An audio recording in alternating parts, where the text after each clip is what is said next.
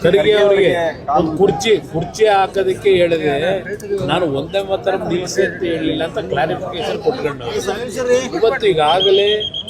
ಇವತ್ತು ಯಾವೊಂದು ಸರ್ಕಾರದಲ್ಲಿ ಪಾರ್ಲಿಮೆಂಟ್ನಲ್ಲೇ ಇವತ್ತೇನು ಅದಕ್ಕೆ ಒಂದೇ ಮಾತ್ರ ನಮಗೆ ಇವತ್ತು ಏನು ಆದ್ಯತೆ ಕೊಡಬೇಕು ಅಂತಕ್ಕಂಥ ತೀರ್ಮಾನಗಳಾಗಿದೆ. ಎಲ್ಲರೂ ಅದಕ್ಕೆ ಇವತ್ತು ದೇಶದ ಒಂದು ಭಕ್ತಿಯನ್ನು ತೋರಿಸ್ತಕ್ಕಂಥದ್ದಕ್ಕೆ ಕಮಿಟ್ಮೆಂಟ್ ತೋರಿಸಲಿಕ್ಕೆ ಇವತ್ತು ಒಂದೇ ಮಾತರಮ್ಮು ನಮ್ಮ ರಾಷ್ಟ್ರಗೀತೆ ಜನಗಣಮನ ಏನಿದೆ ಅದಕ್ಕಿಂತ ಮುಂಚೆನೇ ಆ ಒಂದು ಒಂದೇ ಮಾತರಮ್ಮನ್ನ ರಚನೆ ಮಾಡಿರ್ತಕ್ಕಂಥದ್ದು. ಅದು ಏನು ಒಂದೇ ಮಾತರಮ್ಮನ್ನ ಆಚರಣೆ ಮಾಡೋದ್ರಿಂದ ದೇಶಕ್ಕೇನು ಸಮಸ್ಯೆ ಇಲ್ಲ. ಅದ್ರ ಬಗ್ಗೆ ಇವತ್ತು ಚರ್ಚೆ ಮಾಡ್ತಕ್ಕಂಥದ್ದು ಕಾಂಗ್ರೆಸ್ನವ್ರಿಗೆ ಅನಾವಶ್ಯಕ ನನ್ನ ಅಭಿಪ್ರಾಯ ಇದೆ. ಇವತ್ತು ನಮ್ಮ ಸಮಸ್ಯೆಗೆ ಪರಿಹಾರ ಏನು? ರೈತರಿಗೆ ಏನು ಕೊಟ್ರಿ? ರೈತರು ಏನು ಅನುಭವಿಸ್ತಾ ಇದ್ದಾರೆ? ಪರಿಸ್ಥಿತಿಗಳು ಏನಿದೆ ಇವತ್ತು ರಾಜ್ಯದಲ್ಲಿ? ಅದರ ಬಗ್ಗೆ ಇವತ್ತಿನವರೆಗೆ ಈ ಸರ್ಕಾರದಿಂದ ಏನು ರೈತರಿಗೆ ಆತ್ಮಸ್ಥೈರ್ಯ ತುಂಬತಕ್ಕಂಥ ಕೆಲಸ ಮಾಡಿದ್ದೀರಿ? ಎಷ್ಟು ಸಾವು ಇವತ್ತಾಲೆ ಆತ್ಮಹತ್ಯೆಗಳು ನಡೀತಾ ಇದೆ, ಇದರ ಬಗ್ಗೆ ಏನಾದ್ರು ಮಾಹಿತಿ ಇಟ್ಕೊಂಡಿದ್ದೀರಾ? ಇವತ್ತು ರೈತರ ಆತ್ಮಹತ್ಯೆ ನಡೀತಾ ಇದೆ, ಅವ್ರ ಬದುಕಿನ ಜೊತೆ ಚೆಲ್ಲಾಟ ಆಡ್ತಾ ಇದ್ದೀರಿ. ಇದರ ಬಗ್ಗೆ ಯಾರಿಗೂ ಚಿಂತೆ ಇಲ್ಲ. ಇವರಿಗೆ ಚಾಮರಾಜನಗರದಲ್ಲೂ ಇದು ನಡೀತಾ ಇರ್ತಕ್ಕಂಥ ಪರಿಸ್ಥಿತಿ. ಭೂಮಿ ಕೊಡ್ಲಿಕ್ಕೆ ದುಡ್ಡು ಬರ್ತಾ ಇದೆ ಅಂತ ನಿಮ್ಗೆ ಎಲ್ಲಿಂದ ಬರ್ತಾ ಇದೆ? ನಿಮಗೆ ಬರ್ತಾ ಇದೆಯಲ್ಲ, ಎಲ್ಲಿಂದ ಬರ್ತಾ ಇದೆ ದುಡ್ಡು? ಏನ್ ಸಂಪಾದನೆ ಮಾಡಿ ಕಷ್ಟಪಟ್ಟು ದುಡಿಮೆ ಮಾಡಿ ಇವತ್ತೇನು ಬೆವರು ಸೋರಿಸಿ ಸಂಪಾದನೆ ಮಾಡ್ತಾ ಇದ್ದೀರಾ? ನಮ್ಮ ಪರಿಸ್ಥಿತಿ ನೋಡ್ರಿ, ಅವ್ರು ನೋಡ್ರಿ ಹೇಗಿದೆ ಅಂದ್ರೆ ನಮ್ ಕಡೆ ಏನಿಲ್ಲ, ಅವ್ರ ಕಡೆ ಜಾಸ್ತಿ ಇದೆ ಅನ್ನೋ ರೀತಿ ಮಾತಾಡಿದ್ರೆ RSS ಕಳ್ಳ ದುಡ್ಡು ಬಂದಿದೆಯೋ, ಯಾವ ರೀತಿ ಬಂದಿದೆಯೋ ಅದೆಲ್ಲ ತನಿಖೆ ಮಾಡ್ಕೊಳ್ಳಿ, ನಂದೇನು ಅಬ್ಜೆಕ್ಷನ್ ಇಲ್ಲ. ಆದ್ರೆ ನಿಮ್ಮ ಇದನ್ನು ನೋಡ್ಕೊಳ್ಳಿ, ನೀವೆಲ್ಲಿದ್ದೀರಿ ಅಂತ ಹೇಳಿ. ಸರ್, ನಿನ್ನೆ ಮುಖ್ಯಮಂತ್ರಿಯವರು ನಾವು ಭೂಮಿ ಕೊಡ್ಲಿಕ್ಕೆ ತಯಾರಿದ್ದೇವೆ, 25,000 ಉದ್ಯೋಗ ಸೃಷ್ಟಿ ಮಾಡಬಹುದು ಕುಮಾರಸ್ವಾಮಿ ಅವರು, ಉದ್ಯೋಗವನ್ನ ಕೊಡ್ಲಿ ಅಂತ ಹೇಳಿ ನಿನ್ನೆ ಸವಾಲ್ ಹಾಕಿದ್ದಾರೆ. ನನ್ನ ಕೈಲಾದ ಮಟ್ಟಿಗೆ ಮಾಡಕ್ಕೆ ತಯಾರಾಗಿದೆ. ಭೂಮಿ ಕೊಟ್ರೆ ಮಾಡ್ಲಿಕ್ಕೆ ತಯಾರಾಗಿದ್ದೇನೆ. ಅವ್ರಿಗೆ ಹೇಳ್ತೀನಿ ಒಂದು ಮಾತು, ನಾನು 2018ರಲ್ಲಿ ಇವರೇ ಮಹಾನ್ ಭಾವರುಗಳು ಮನೆ ಬಾಗಿಲಿಗೆ ಬಂದು ಮುಖ್ಯಮಂತ್ರಿ ಆಗಪ್ಪ ಅಂತ ಮಾಡಿದ್ರಲ್ಲ, 14 ತಿಂಗಳ ಖಾಲಿ ಮಾಡಿ ಕಳಿಸೋದ್ರಲ್ಲ. ಅವತ್ತು 9 ಇಂಡಸ್ಟ್ರಿಯಲ್ ಕ್ಲಸ್ಟರ್ಗಳನ್ನ ಈ ರಾಜ್ಯದಲ್ಲಿ ಪ್ರಾರಂಭ ಮಾಡಬೇಕು ಅಂತ ಹೇಳಿ ತೀರ್ಮಾನ ಮಾಡಿದ್ವು. ಆ 9 ಇಂಡಸ್ಟ್ರಿಯಲ್ ಕ್ಲಸ್ಟರ್ಗಳು ಎಲ್ಲೆಲ್ಲಿ ಕೊಟ್ಟಿದ್ದೆ? ಕಲಬುರಗಿ, ಬೀದರ್, ಬಳ್ಳಾರಿ ಈ ಭಾಗ ಕೊಟ್ಟಿದ್ದೆ, ಕೊಪ್ಪಳ ಈ ಭಾಗ ಕೊಟ್ಟಿದ್ದೆ. ಆ ಇಂಡಸ್ಟ್ರಿಗಳು ಏನ್ ಮಾಡಿದ್ರಿ? ಕ್ಲಸ್ಟರ್ನ ಅವ್ರಿಗೆ ಅನುಷ್ಠಾನಕ್ಕೆ ತಂದ್ರ ಏನ್ ಮಾಡಿದಿರಿ? ಏನ್ ಉದ್ಯೋಗ ಕೊಡ್ತೀರಿ? ಪಾಪ ಹೇಳಿದ್ದಾರೆ, ಏನೋ 1 ಲಕ್ಷ ಉದ್ಯೋಗ ಸೃಷ್ಟಿ ಮಾಡ್ತಾರಂತ. ಈಗ ನನ್ನ ಭಾಷಣದಲ್ಲಿ ನೋಡಿದೆ, ಎಲ್ಲಿಂದ ಉದ್ಯೋಗ ಸೃಷ್ಟಿ ಮಾಡಿದಿರಿ?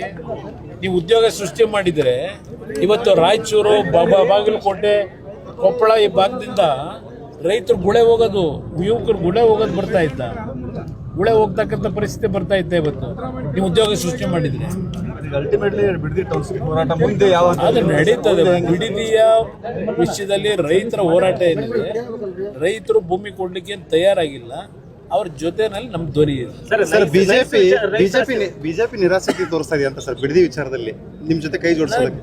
ನೋಡಿ, ಯಾರು ನಿರಾಸಕ್ತಿ ತೋರಿಸ್ತಾರೆ ನಿರಾಸಕ್ತಿ ತೋರಿಸಲ್ಲ ಅನ್ನೋದು ಮುಖ್ಯ ಅಲ್ಲ. ಅಲ್ಲಿ ರೈತರು ನಾವು ಭೂಮಿ ಕೊಡಲ್ಲ ಅಂತ ಹೇಳಿ ಸುಮಾರು 500ಕ್ಕೂ ಹೆಚ್ಚಿನ ದಿನದಿಂದ ಹೋರಾಟ ಮಾಡ್ತಾ ಇದ್ದಾರೆ. ರೈತರ ಪರವಾಗಿ ಜನತಾದಳ ಮೊದಲಿಂದಲೂ ನಾವು ರೈತರ ಪರವಾಗಿರ್ತಕ್ಕಂಥ ಪಕ್ಷವೇ. ರೈತರ ಸಮಸ್ಯೆಗಳಿಗೆ ಪರಿಹಾರ ತರಲಿಕ್ಕೆ ಹೋರಾಟ ಮಾಡಿರ್ತಕ್ಕಂಥ ಪಕ್ಷ ಈ ರಾಜ್ಯದಲ್ಲಿ. ಇವತ್ತು ರೈತರಿಗೋಸ್ಕರ ಇರ್ತಕ್ಕಂಥ ಪಕ್ಷ ಜನತಾದಳ. ಇವತ್ತು ಸಾಲ ಮನ್ನಾ ಮಾಡ್ತೀವಿ ಅಂತ ಹೇಳಿ ಎಲ್ಲಿ ದುಡ್ಡು ಬರ್ತಾನೆ ಅದು ಸಿಕ್ಕಂತ ಅವಕಾಶ. ನನಗೇನು ಈ ರೀತಿ 136 ಸೀಟ್ ಕೊಟ್ಟು ಮುಖ್ಯಮಂತ್ರಿ ಮಾಡಿರಲಿಲ್ಲ, 38 ಸೀಟಿನ ಮುಖ್ಯಮಂತ್ರಿಯಾಗಿ ರೈತರ ಸಾಲ ಮನ್ನಾ ಮಾಡಿ 25,000 ಕೋಟಿ ಹಣ ಕೊಟ್ಟೆ. ಇದು ನಾವು ಮೊದಲಿಂದ ರೈತರ ಪರವಾಗಿ ಧ್ವನಿ ಎದ್ದು ಬಂದಿರ್ತಕ್ಕಂಥ ಪಕ್ಷ. ಈಗಲೂ ಬಿಡದಿ ಭಾಗದ ರೈತರು ಭೂಮಿ ಕೊಡ್ಲಿಕ್ಕೆ ತಯಾರಾಗಿಲ್ಲ. ಆ ಹಿನ್ನೆಲೆ ನಮ್ಮ ಹೋರಾಟ ಮುಂದುವರಿಸ್ತೀವಿ. ನೈಸ್ ರಸ್ತೆ ವಿಚಾರವಾಗಿ ಸಿಎಂ ಅವರಿಗೆ ಪತ್ರ ಬರೆದಿರ್ತಾರೆ, ಭೂಮಿಯನ್ನು ವಶಪಡಿಸಿಕೊಳ್ಳಿ. ಅವರು ವಾಪಸ್ ತಗೋಬೇಕು ಅನ್ನೋದು ನಾನು ಹೇಳ್ತಿಲ್ಲ.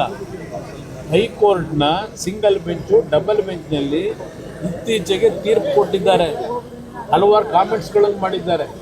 ಆ ನೈಸ್ನ ಯೋಜನೆ ಹೆಸರಿನಲ್ಲಿ BMIC ಯೋಜನೆಯ ಹೆಸರಿನಲ್ಲಿ ಇವತ್ತು ಆಗಿರ್ತಕ್ಕಂಥ ಹಲವಾರು ರೀತಿಯ ಇಲ್ಲಿಗಲ್ ಆಕ್ಟಿವಿಟೀಸು ಆ ಫ್ರೇಮ್ವರ್ಕ್ ಅಗ್ರಿಮೆಂಟ್ನ ಉಲ್ಲಂಘನೆ ಮಾಡಿ ಏನೇನು ಇವತ್ತು ಲೂಟಿ ಆಗಿದೆ, ರೈತರನ್ನ ಬೀದಿಗೆ ತಂದು ನಿಲ್ಲಿಸಿದ್ದಾರೆ. ಕಳೆದ 20 ವರ್ಷದಿಂದ ರೈತರು ಭೂಮಿನ ವಶಪಡಿಸಿಕೊಂಡು ದುಡ್ಡು ಕೊಟ್ಟಿಲ್ಲ, ರೈತರಿಗೆ ಅವಾರ್ಡ್ ಕೊಟ್ಟಿಲ್ಲ. ಇನ್ನು ಅದರ ಬಗ್ಗೆ ಕೋರ್ಟು ಇವತ್ತು ಕೆಲವು ಸರ್ಕಾರಕ್ಕೆ ಗಡುವು ಕೊಟ್ಟಿದ್ದಾರೆ, ಹೇಳಿದ್ದಾರೆ. ಗಡುವನ್ನೆಲ್ಲ ಇವತ್ತು ಏನು ತೀರ್ಮಾನ ಮಾಡಬೇಕು, ಇಲ್ಲಿ ಈ ಒಂದು BMIC ಯೋಜನೆ ಈ ಕರ್ನಾಟಕ ರಾಜ್ಯದ ಅತ್ಯಂತ ಒಂದು ದೊಡ್ಡ ಮಟ್ಟದ ಹಗರಣ ಅಂತ ಹೇಳಿ ಕೋರ್ಟ್ ಆದೇಶ ಕೊಟ್ಟಿದೆ.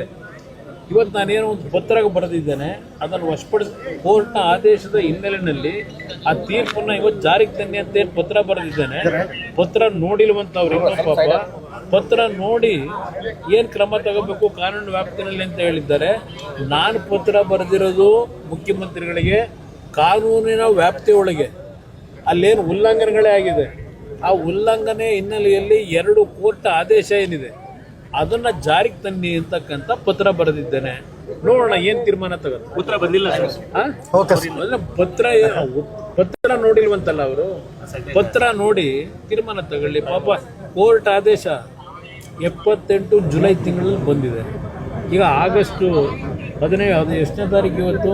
14 ಇವತ್ತು ಇನ್ನೂ ಪತ್ರ ಕೋರ್ಟ್ನ ಆದೇಶ ನೋಡಿಲ್ಲ. ಪಾಪ ಹೇಳಿದ್ರು ಈ ಸರ್ಕಾರದ ಮುಖ್ಯಮಂತ್ರಿಗಳಾಗಿ ಇನ್ನು ಮುಂದಕ್ಕೆ ಈ ರಾಜ್ಯದಲ್ಲಿ ಒಂದು ನಯಾ ಪೈಸಾ ಯಾರಾದರೂ ಲಂಚ ಕೇಳಿದ್ರೆ ಅದೇನೋ ಬಡ್ದಾಕ್ತೀನಿ ಅಂತ ಹೇಳ್ತಾರೆ, ಬಡ್ದಾಕ್ತಾರಂತೆ.